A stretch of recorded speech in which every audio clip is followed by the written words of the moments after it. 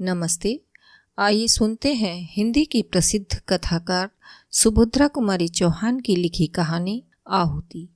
यदि आपने अभी तक मेरे चैनल को सब्सक्राइब नहीं किया है तो कृपया चैनल को सब्सक्राइब करें और नवीनतम कहानियों के लिए घंटी के बटन को दबाएं।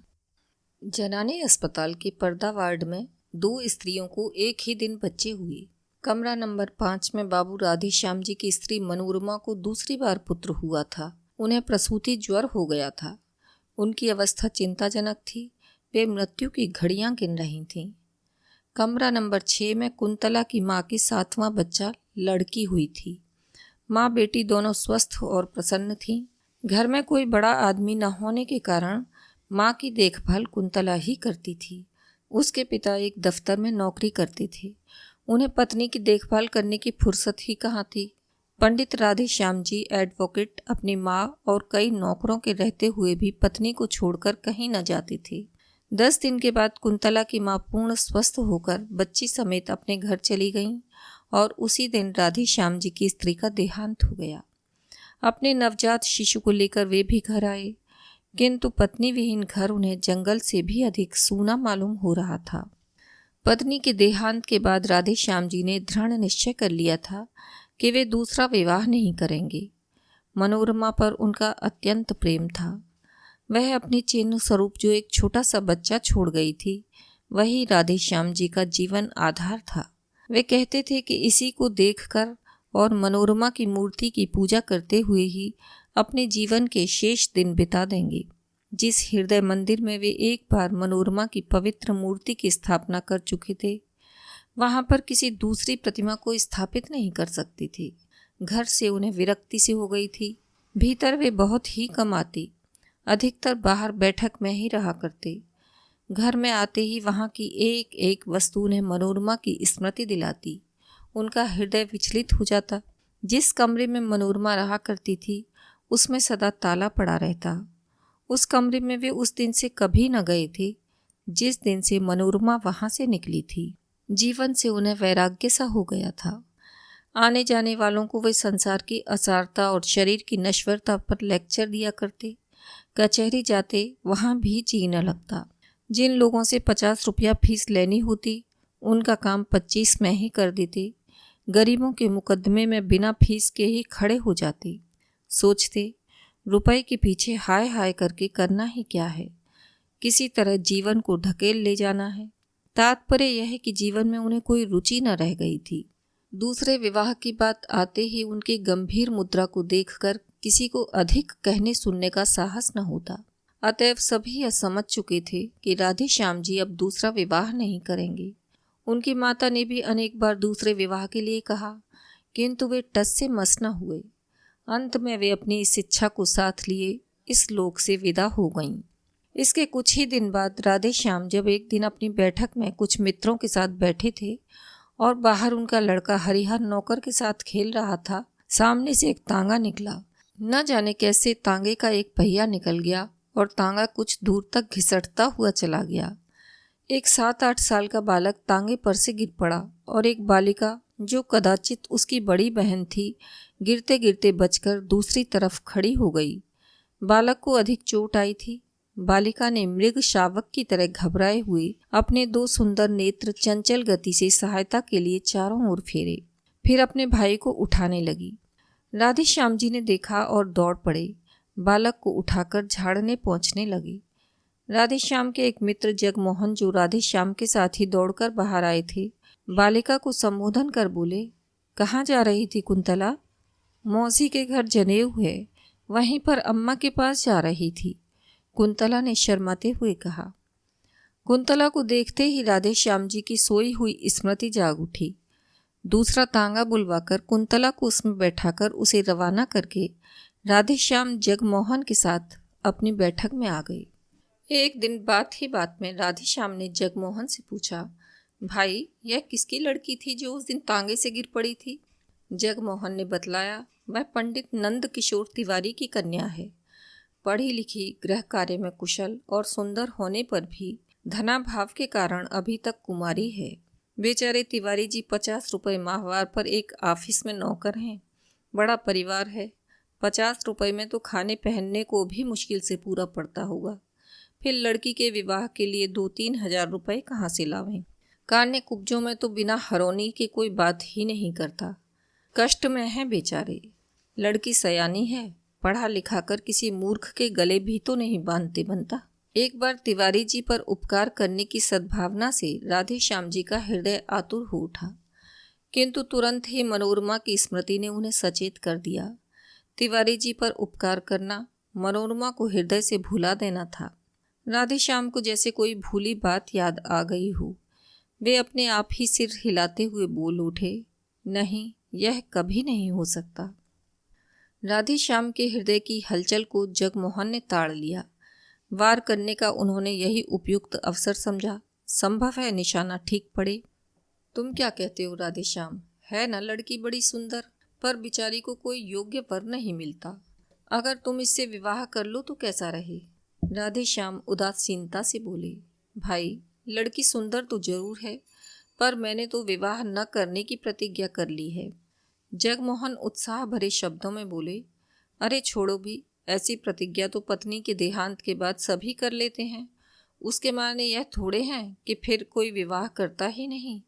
अरे भाई, जन्म और मृत्यु जीवन में लगा ही रहता है। संसार में जो पैदा हुआ है वह मरेगा, जो मरा है फिर आएगा। रंज किसे नहीं होता, किंतु उस रंज के पीछे बैरागी थोड़े बन जाना पड़ता है। और फिर अभी तुम्हारी उम्र ही क्या है, यही ना 35-36 साल की, बस जीवन भर तपस्या करने की बात है। बिना स्त्री के घर जंगल से भी पूरा रहता है। ब्रजेश की माँ 4 ही 6 दिनों के लिए मायके चली जाती है तो मुझे घर जैसे काट खाने को दौड़ता है। राधे श्याम, यह कोई बात नहीं जगमोहन, घर से तो मुझे कुछ मतलब ही नहीं है। जिस दिन मनोरमा का देहांत हुआ, घर मेरे लिए घर ही नहीं रह गया। बात इतनी है कि बच्चे की देखभाल करने वाला अब कोई नहीं है। अम्मा थीं तब तक तो कोई बात ही न थी, पर अब बच्चे की कुछ भी देखभाल नहीं होती। नौकरों पर बच्चे को छोड़ देना उचित नहीं, और मैं कितनी देखभाल कर सकता हूँ, तुम ही सोचो। परिणाम यह है कि बच्चा दिनों दिन कमजोर होता जा रहा है। राधे श्याम का विवाह कुंतला के साथ हो गया। उनकी उजड़ी हुई गृहस्थी में बहार आ गई। मनोरमा के बंद कमरे का ताला खोलकर उनके चित्रों पर हल्की रंगीन जाली का पर्दा डाल दिया गया। उस घर में फिर से नुपुर की मधुर ध्वनि सुनाई पड़ने लगी। चतुर गृहिणी का हाथ लगते ही घर फिर स्वर्ग हो गया। कुंतला की कार्यकुशलता और बुद्धि की कुशाग्रता पर राधे श्याम मुग्ध थी। कुंतला के प्रेम के प्रकाश से उनका हृदय आलोकित हो उठा। अब वहां पर मनोरमा की धुंधली स्मृति के लिए भी स्थान न था। वे पूर्ण सुखी थे। राधे श्याम जी ने दूसरा विवाह किया था, संभवतः हरिहर की देखभाल के ही लिए, किंतु इस समय कुंतला को हरिहर से अधिक राधे श्याम की देखभाल करनी पड़ती थी। उनकी देखभाल से ही वह परेशान हो जाती, इतनी थक जाती कि उसे हरिहर की तरफ आंख उठाकर देखने का भी अवसर न मिलता। कुंतला के असाधारण रूप और यौवन ने तथा राधे श्याम जी की ढलती अवस्था ने उन्हें आवश्यकता से अधिक असावधान बना दिया था। बुरा भला कैसा भी काम हो, सबकी एक सीमा होती है। राधे श्याम के इस अनाचार से कुंतला को जो मानसिक वेदना होती सो तो थी ही, किंतु इसका प्रभाव उसके स्वास्थ्य पर भी पड़े बिना न रहा।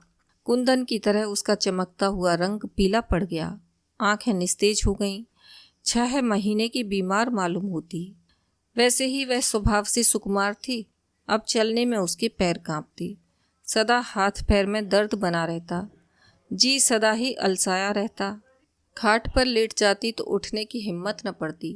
कुंतला की इस अवस्था से राधे श्याम अनभिज्ञ हों सो बात न थी, उन्हें सब मालूम था। कभी कभी ग्लानि और पश्चाताप उन्हें भले ही होता, किंतु लाचार थी। कहते हैं ढलती उम्र का विवाह और विशेषकर दूसरे विवाह की सुंदर स्त्री मनुष्य को पागल बना देती है। था भी कुछ ऐसा ही। कुंतला अपने जीवन से कुछ बेजार सी हो रही थी। वह राधे श्याम को किस प्रकार रोक सकती थी? वह तो उनकी विवाहिता पत्नी ठहरी। 7 भांवरें फिर लेने के बाद राधे श्याम को उसके शरीर पर पूरी मोनोपॉली सी मिल चुकी थी ना। इधर कुछ दिनों से शहर में एक स्त्री समाज की स्थापना हुई थी। एक दिन उसकी कार्यकारिणी की कुछ महिलाएं आकर कुंतला को निमंत्रण दे गईं। कुंतला ने सोचा, अच्छा ही है, घंटे 2 घंटे घर से बाहर रहकर अपने इस जीवन के अतिरिक्त भी देखने और सोचने समझने का अवसर मिलेगा। उसने निमंत्रण स्वीकार कर लिया, वहाँ गई भी। वहाँ जितनी स्त्रियों ने भाषण पढ़े या दिए, कुंतला ने सुने। उसने सोचा वह इन सबसे अधिक अच्छा लिख सकती है और बोल सकती है। घर आकर उसने भी एक लेख लिखा। विषय था भारत की वर्तमान सामाजिक अवस्था में स्त्रियों का स्थान। राधे श्याम ने भी लेख देखा, बहुत प्रसन्न हुए। लेख लिए हुए वे बाहर गए। बैठक में कई मित्र थे, उन्हें दिखलाया। सभी ने लेखिका की शैली एवं सामायिक ज्ञान की प्रशंसा की। अपने एक साहित्य सेवी मित्र अखिलेश्वर को लेकर राधेश्याम भीतर आए। कुंतला को बुलाकर बोले, कुंतला, तुम्हारा लेख बहुत ही अच्छा है। मुझे नहीं मालूम था कि तुम इतना अच्छा लिख सकती हो, नहीं तो तुमसे सदा लिखते रहने का आग्रह करता। तुम्हारे इस लेख में कहीं कहीं भाषा की त्रुटियां हैं जरूर, पर ये मेरे मित्र अखिलेश्वर ठीक कर देंगे। अगर तुम रोज कुछ लिखा करो, ये ठीक कर दिया करेंगे। मुझे तो भाषा का ज्ञान नहीं, अन्यथा मैं ही देख लिया करता। खैर कोई बात नहीं, यह भी घर ही के से आदमी है। कुंतला के लेखों का भार अखिलेश्वर को सौंपकर राधेश्याम को बहुत ही संतोष हुआ। कुंतला को अब एक ऐसा साथी मिला था जिसकी आवश्यकता वह बहुत दिनों से अनुभव कर रही थी, जो उसे घरेलू जीवन के अतिरिक्त और भी बहुत सी उपयोगी बातें बता सकता था, जो उसे अच्छे से अच्छे लेखकों और कवियों की कृतियों का रसास्वादन करा के साहित्यिक जगत की सैर करा सकता था। कुंतला अखिलेश्वर का साथ पाकर बहुत संतुष्ट थी। अब उसे अपना जीवन उतना कष्टमय और नीरस न मालूम होता था। कुंतला और अखिलेश्वर प्रतिदिन एक बार अवश्य मिला करते। कुंतला की अभिरुचि साहित्य की ओर देखकर उसकी विलक्षण कुशाग्र बुद्धि एवं लेखन शैली की असाधारण प्रतिभा पर अखिलेश्वर मुग्ध थे। वे उसे एक सुयोग्य रमणी बनाने में तथा उसकी प्रतिभा को पूर्ण रूप से विकसित करने में सदा प्रयत्नशील रहते थे। लाइब्रेरी में जाते, अच्छी से अच्छी पुस्तकें लाते और उसे घंटों पढ़कर सुनाया करते। कविवर शैली, टेनिसन और कीट्स तथा महाकवि शेक्सपियर इत्यादि के ऊंचे दर्जे की कविताएं पढ़कर उसे समझाते, उसके सामने व्याख्या तथा आलोचना करते और उसे करवाते। हिंदी के धुरंधर कवियों की रचनाएं सुनाकर वे कुंतला की प्रवृत्ति कविता की ओर फेरना चाहते थे। उनका विश्वास था कि कुंतला लेखों से कहीं अच्छी कविताएं लिख सकेगी।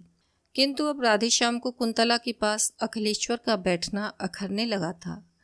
कभी कभी सोचते, शायद कुंतला के सुंदर रूप पर ही रीझकर अखिलेश्वर उसके साथ इतना समय व्यतीत करते हैं, किंतु वे प्रकट में कुछ कह न सकते थे, क्योंकि उन्होंने स्वयं ही तो उनका आपस में परिचय कराया था। कुंतला राधेश्याम के मन की बात समझती थी, इसीलिए वे बहुत सतर्क रहती।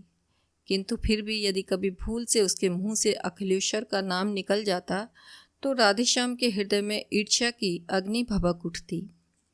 अब अखिलेश्वर के लिए राधेश्याम के हृदय में मित्र भाव की अपेक्षा ईर्ष्या का भाव ही अधिक था। इन्हीं दिनों कुंतला ने 2-4 तुकबंदियां भी की, जिनमें कल्पना की बहुत ऊंची उड़ान और भावों का बहुत सुंदर समावेश था, किंतु शब्दों का संगठन उतना अच्छा नहीं था। अपने हाथ के लगाए हुए पौधों में फूल आते देखकर जिस प्रकार किसी चतुर माली को प्रसन्नता होती है, उसी प्रकार कुंतला की कविताएं देखकर अखिलेश्वर खुश हुए। उन्होंने कविताएं कई बार पढ़ीं और राधेश्याम को भी पढ़कर सुनाई। कुंतला की बुद्धि की बड़ी प्रशंसा की, किंतु राधेश्याम खुश न हुए। उन्हें ऐसा मालूम हुआ कि जैसे कुंतला ने अखिलेश्वर के विरह में ही विकल होकर ये कविताएं लिखी हैं। अखिलेश्वर निष्कपट और निस्वार्थ भाव से कुंतला का शिक्षण कर रहे थे।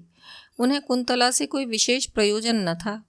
कुंतला के इस शिक्षण से उन्हें इतना ही आत्मसंतोष था कि वे साहित्य की एक सेविका तैयार कर रहे हैं, जिसके द्वारा कभी न कभी साहित्य की कुछ सेवा अवश्य होगी। राधेश्याम के हृदय में इस प्रकार उनके प्रति ईर्ष्या के भाव प्रज्वलित हो चुके हैं, इसका उन्हें ध्यान भी न था। अखिलेश्वर कई दिनों तक लगातार बीमार रहने के कारण घर के बाहर न निकल सके। खाट पर अकेले पड़े पड़े धनिया गिनते हुए उन्हें अनेक बार कुंतला की याद आई। कई बार उन्होंने सोचा कि उसे बुलवा भेजें, फिर जाने क्या आगा पीछा सोचकर वे कुंतला को न बुला सके। इधर कई दिनों से अखिलेश्वर का कुछ भी समाचार न पाकर कुंतला भी उनके लिए उत्सुक थी। वह बार बार सोचती, एकाएक इस प्रकार आना क्यों बंद कर दिया, क्या बात हो गई। किंतु वह अखिलेश्वर के विषय में राधे श्याम से कुछ पूछते हुए डरती थी। इसी बीच एक दिन कुंतला की माँ ने कुंतला को बुलवा भेजा। राधे श्याम कुंतला से यह कहकर कि जब तांगा आवे तुम चली जाना, कचहरी चले गए। कुंतला माँ के घर जाकर जब वहाँ से 3 बजे लौट रही थी तो उसे रास्ते में हाथ में दवा की शीशी लिए हुए अखिलेश्वर का नौकर मिला। नौकर से मालूम करके कि अखिलेश्वर बीमार हैं, कई दिनों तक तेज बुखार रहा है, अब भी कई दिन घर से बाहर नहीं निकल सकेंगे। कुंतला अपने को रोक न सकी। क्षण भर के लिए अखिलेश्वर से मिलने के लिए उसका हृदय व्याकुल हो उठा। अखिलेश्वर के मकान के सामने पहुंचते ही तांगा रुकवाकर वह अंदर चली गई।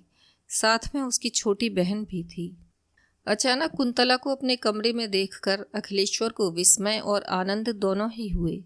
अपनी खाट के पास ही कुंतला के बैठने के लिए कुर्सी देकर वे स्वयं उठकर खाट पर बैठ गए। बोले, कुंतला तुम कैसे आ गई? इस बीमारी में तो मैंने तुम्हारी बहुत याद की। इसी समय राधे श्याम जी ने कमरे में प्रवेश किया। कुंतला कुछ भी न बोल पाई। राधे श्याम को देखते ही अखिलेश्वर ने कहा, आओ भाई राधे श्याम, आज कुंतला आई तो तुम भी आए, वरना आज 8 दिन से बीमार पड़ा हूँ। रोज ही तुम्हारी याद करता था, पर तुम लोग कभी ना आए। फिर घड़ी की ओर देखकर बोले, आज 3 ही बजे कचहरी से कैसे लौट आए? राधे श्याम ने रुखाई से उत्तर दिया, कोई काम नहीं था इसलिए चला आया। फिर पत्नी की ओर मुड़कर बोले, चलो चलती हो, मैं तो जाता हूँ। अखिलेश्वर ने बहुत रोकना चाहा, पर वे न रुके, चले ही गए। उनके पीछे पीछे कुंतला भी चली। जाते जाते उसने अखिलेश्वर पर एक ऐसी मार्मिक दृष्टि डाली जिसमें न जाने कितनी करुणा, कितनी विवशता और कितनी दीनता थी। कुंतला चली गई, किंतु उसकी इस करुण दृष्टि से अखिलेश्वर की आंखें खुल गईं। राधे श्याम के आंतरिक भावों को वे अब समझ सकी। घर पहुंचकर कुंतला कुछ न बोली, वह चौके में चली गई। कुछ ही क्षण बाद उसने लौटकर देखा कि उसके लेख, कविताएं, कापियां, पेंसिलें और अखिलेश्वर द्वारा उपहार में दी हुई फाउंटेन पेन सब समेटकर किसी ने आग लगा दी है। उसी अग्नि में अखिलेश्वर का वह प्यारा चित्र, जो कुछ ही क्षण पहले ड्राइंग रूम की शोभा बढ़ा रहा था, धू धू करके जल रहा है। और ऊपर उठती हुई लपटें मानो यह कह रही हैं, कुंतला, यह तुम्हारे साहित्यिक जीवन की चिता है। अभी आप सुन रहे थे सुभद्रा कुमारी चौहान की लिखी कहानी आहुति। कृपया वीडियो को लाइक करें और शेयर करना न भूलें।